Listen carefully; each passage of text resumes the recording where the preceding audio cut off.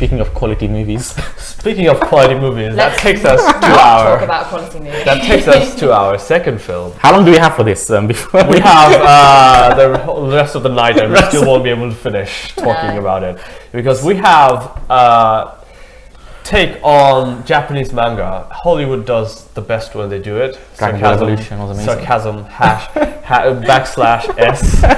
It's Deathnote we are reviewing now. It's a film based on, like I said so many times, it's a dark fantasy film. It's a psychological film, at least it's supposed to be. Supernatural thriller. Supernatural psychological thriller.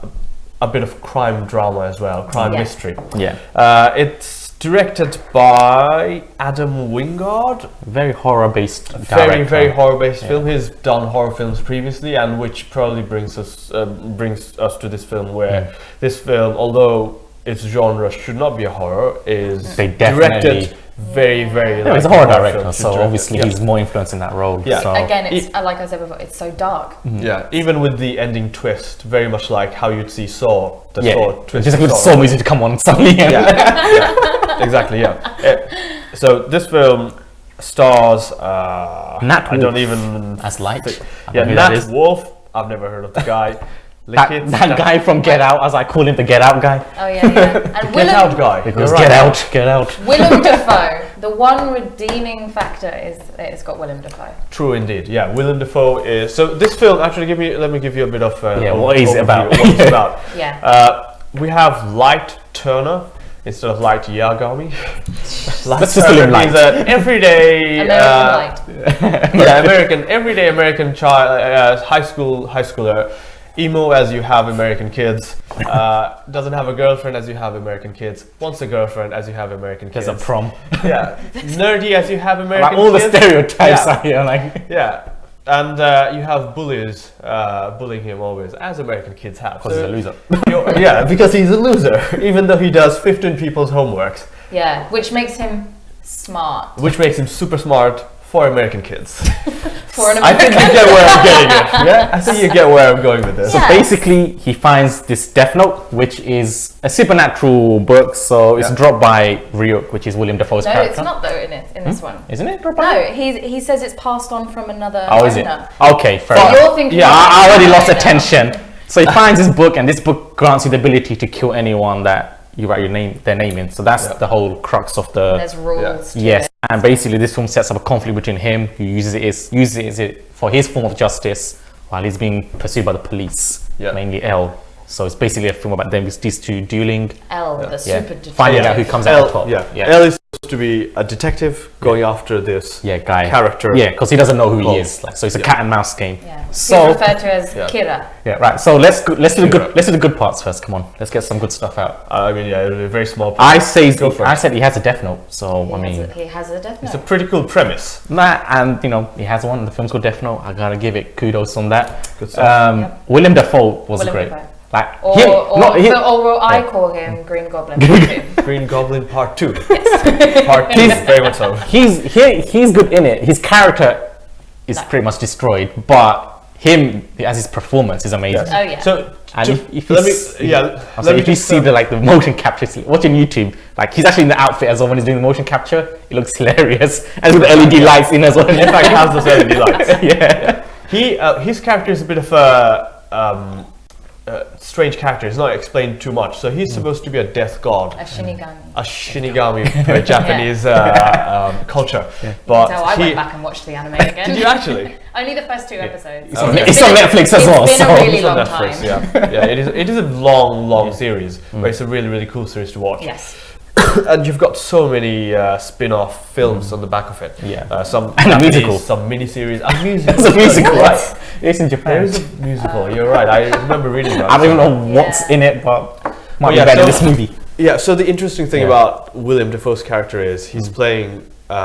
He doesn't show his face. So even though Willem Dafoe, you're saying he did a good job, it is his portrayal through voice. His cackling. It's very good. Yeah. And to be honest, even his face is more Green Goblin rather than Ryuk from the anime, because he's got the orangish gleam in his eyes, which Green Goblin definitely very shiny. Yeah.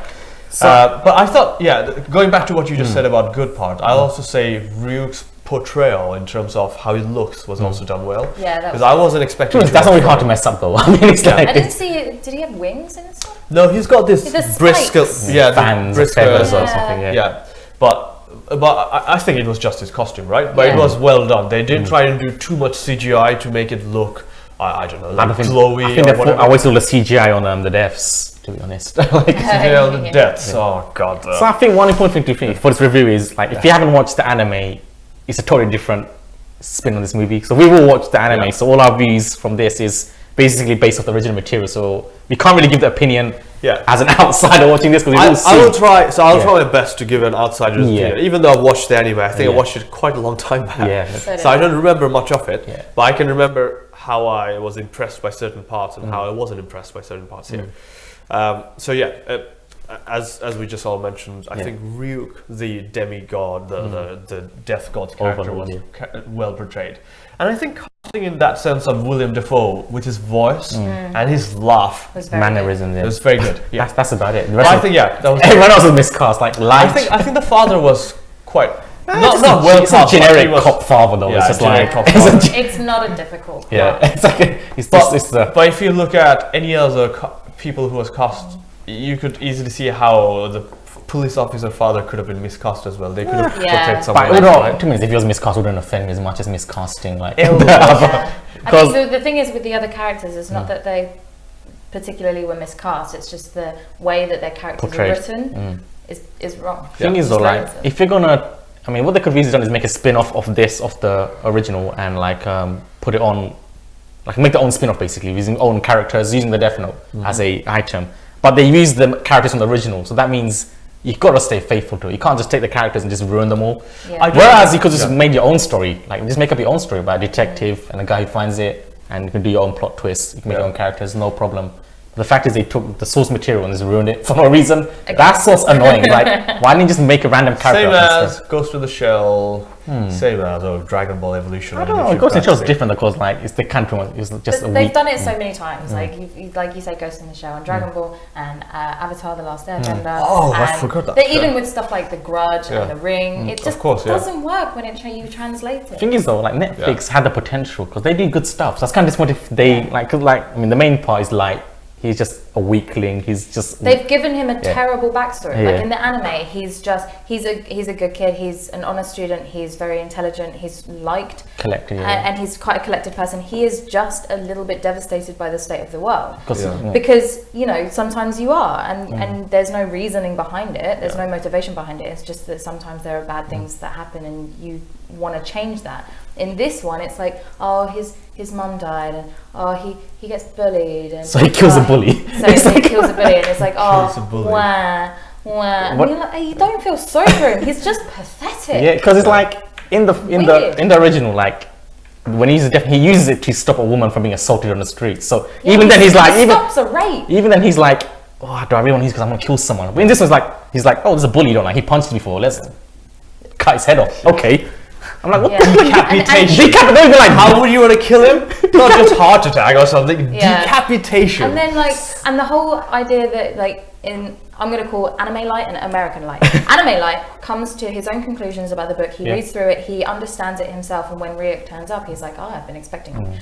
This one, American Light, has to be spoon-fed for the entire thing. He's never in control, is he? He's never in control. And he's actually manipulated, isn't he? By the death god. Ryuk turns out to be some kind of puppet master. For no reason. Originally, he's just kind of, you know what, I'm bored. I'm going to throw this into the human world because I'm kind of interested to see what will happen. He's just a passive observer, seeing how humans interact and he follows Light around, like even in the day, because he's invisible, so he doesn't have to stay in the shadows all the time. So he's just chilling at school, like, hey Light, how's it going? Exactly, yeah.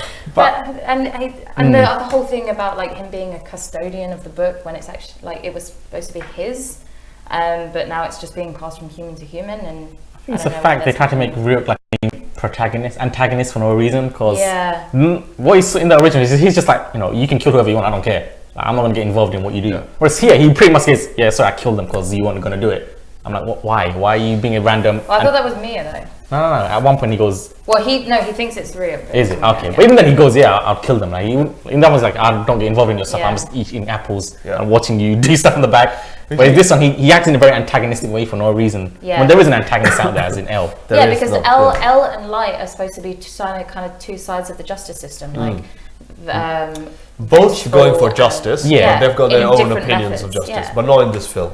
But it doesn't explore that. It doesn't even explore that philosophical aspect. But I thought, I think we could keep on going how it compares badly and poorly to the original anime. But if I'm going to take it as a film by itself, standalone if film. If you randomly watched it, like, what is this? What will you say about how the narrative structure of the film is? Like, how the film goes on from one storyline to another. Do you think at least it follows well? I said before, I know what happens in the beginning up until like he shows off the Deathnote to get a girlfriend. And then that's not like, come on, man. And cringe level American. And then stuff happens, which I don't really know what. Nothing really happens for about half an hour or 40 minutes, and then L comes on TV. And then it's like you see Elle straight away, by the way, which shouldn't happen. And then there's like 20 minutes at the end where it's just horrifically rushed, and there's this whole middle section. The whole car chase is involved, like and drawn out, and nothing really happens. You know that chase scene where Elle is chasing Light? Both of them are like at two ends of the world, and even then the cameraman is trying to show them, oh, he's really close by and he's really following through. The entire chase scene, I was like, why are you showing this to me? Because it ends with them just confronting each other. They could have not had a chase scene and still confronted each other, and then it just is it's just completely. I think mainly the main problem was it's just the director just was not the right guy for it, because this should be more like this film put the more emphasis on the deaths or this Final Destination, like something like that's just why is this in here for? This film definitely was a Final Destination. Very much, and I think they should have put that stuff to the side and focus more on the cat and mouse game between the two guys, because they're supposed to be both geniuses, and watching that is what made the original so good. Whereas this one, they just glossed over the fact, like, this was the greatest detective in the world, but he shows his face like in public straight away. It's just like the like bait scene was very different, and I don't think it was as good. I think the soundtrack played a lot. The soundtrack as well. Bad. Like, you can't just use 80s music, classic 80s or 90s songs and think it will make your film better. And even sample rate. It only works in films like Guardians, or like recently Guardians and Baby Driver, where they actually have some kind of relationship to the music. This time you were just using songs because promote Stranger Things. It's not even based promote Stranger Things. This film was not even in the 80s. I don't know why they did that. It doesn't make any sense. I think it goes back. I think it goes back to the director's choice, because I think the director he saw this Final Destination film. He's like, oh, these two are so similar. Let me pitch my direction based on Final Destination. Well, let's not say director. The screenwriter is also involved, who is the guy who wrote Fantastic. So that's there's really something about all these Fantastic Four films that both evil and bad. So it's just like I mean, we could obviously there's no proper relationship between Mia and Light. Like, she's just a crazy girl for no reason. She's just a psycho sociopath who gets off on the fact that he's killing people. And but never explain why is she like this. Why is she? And like, well, she does explain at one point where she says, "Oh, I was just a cheerleader before I met you." But what does that mean? So now you're just a psycho. And just I think why is it always raining? That's another thing. Why is it always dark? Why is it always raining? Why is why are all the camera angles slanted like Battlefield? Like it's a really I don't know if you noticed that. Stylish. I very much noticed that. And he's always hanging around sports teams when they practice. And neon lights. Like there's the football team at the beginning who run away because it's raining, and then he's hanging around a basketball team as well, and it just doesn't make any sense. And then so he publicizes himself as well, and he's like, people should be scared of me. I'm a god. Whereas like in the anime, he was like, he kind of anoints himself with this sort of divine. But he doesn't do it for the attention. He does it because he is. Yeah, he has a divine purpose, but he thinks like. And also there's consequences in that version as well, like on your soul. And he's like, I accept those consequences because I am going to make the world a better place. Whereas here it's just he just uses it to get a girlfriend, pretty much. Yeah, he does it to get a girlfriend. The one scene that basically sums the film up is like, he's using it in school for some reason as well, like in public. He's writing it and the girl comes up to him and she's like, oh, what is it? He goes, I can't tell you. Then she goes, okay, and she's about to go, oh, okay, I'll tell you. I'm like, Oh my god, yeah. literally 1 split second, he just changed. I'm like, Change his mind. the original like would no way. It's a secret, but I'm going to tell you because you might end up in bed with him. Yes, exactly. Basically, That's the exact mindset. basically what this that is his motivation. what this film has done, right? I mean, if I want to sum it up, I'll just say is what if an idiot found the Death Note? That's asking that question. What if an Yeah. emo idiot Yeah. found An a Death emo Note? idiot. Without a girlfriend. Who Who needs a girlfriend? Who screams and cries like an 8-year-old girl, Basically, and his face is stupid, especially when it goes into slow motion. I think like what I was gonna say is it was the original. He's saying what would happen if a genius found it, or a guy who knew what was doing. This is like what if just a random depressed idiot found it, and just like I think that is a very, very good description of how Japanese anime or Japanese films compare to American films. I mean, one is made and geared towards idiots. One is really, geared I wouldn't towards say that because people who like yeah, The Departed, which was a Hong Kong. Oh, I meant the adaptations. Yeah. I meant adaptations. Obviously, you've got very smart Americans. Yeah. They've got to like dumb it down a little bit. Yeah, but it's a bit too. And I don't understand that. Why they feel they need to dumb it down? Yeah, and it's because already like a kind of psychological thing. Why do you have to make it dark and brooding and rainy?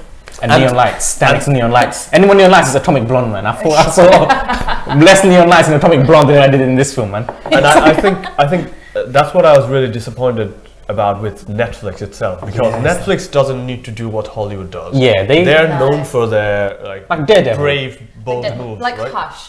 Hush is a really, really good kind of psychological horror. If you haven't watched it, go and watch Is that the Will Smith one? No. She lives in like a cabin and she's a writer and she's deaf. And this like serial killer comes and murders her neighbor and realizes that she's deaf. And then just the rest of the film is him just messing with her. She realizes she's deaf. No, She's not deaf. He realizes that she's deaf. Oh, okay. Oh, deaf. Deaf. Oh, I thought you meant like as in deaf, like she's the Grim Reaper. And then like he's just messing with her. He's like, oh, you can't hear me, so I'm just gonna like creep around your house and kill you. It's like, I think I've actually seen this film. Movie. It's basically like this film. It's I've really, watched really it. good movie. it's like last week's It's a very review good when film, you just end up suggesting another movie instead of the movie you're reviewing. Oh yeah, because I watched American Made, and then I was like, if you actually want to watch a film about Escobar, watch The Infiltrator. Just gonna put that. And out in there this again. case, if you want to watch, Breaking Bad guy. yeah, In Yeah, the Bryan center. Cranston. Yeah, Bryan Cranston. See, thank Yeah, you. that was a good film. That was a good Thank film. you. I remember a that. review for this one. If you don't watch Death Note, just watch the anime. It's already on Netflix, so it's not like it's gonna. I would even say go and watch the Japanese one that came out in like 06, 07. Which that's is what a bit I more saw condensed, first. yeah. Yeah, Oh, I right. saw that first, and I really liked Oh, the it. 2-part ones. Yeah. Yeah. Even they knew you had to have 2 parts. You can't do Yeah. it all in one And film. I really, really liked that one. And then my friend turned to me and says, "Well, if you like the film, you're going to love the anime." Yeah. And we binged it in like two or three seasons in one Right. night, and it was great. And, yeah. No, I think all sounds good. I think there are just a few more things I would mention. This is not to compare the film to the anime. It's more as a standalone film itself. Yeah. We all mentioned the soundtrack and the camera angles and the. I think in terms of lighting, it was well done, but I feel like this film It's was not hard done when it's neon lights all the time. Yeah, I feel like Face is all lit up. I know, man. I feel like this film was almost done by a university student, film student, and he's just trying his best to do what he does, rather than a veteran. Yeah, it's like okay, take this source material and do your own interpretation of it. Yeah. And he's getting a U. No, it had a Death Note in it, so I'll at least give it an F. I think the Death Note looked legit. Except for the millions and millions of rule pages. Oh, of course, yeah. And the 20 pages about rules and rules after rules.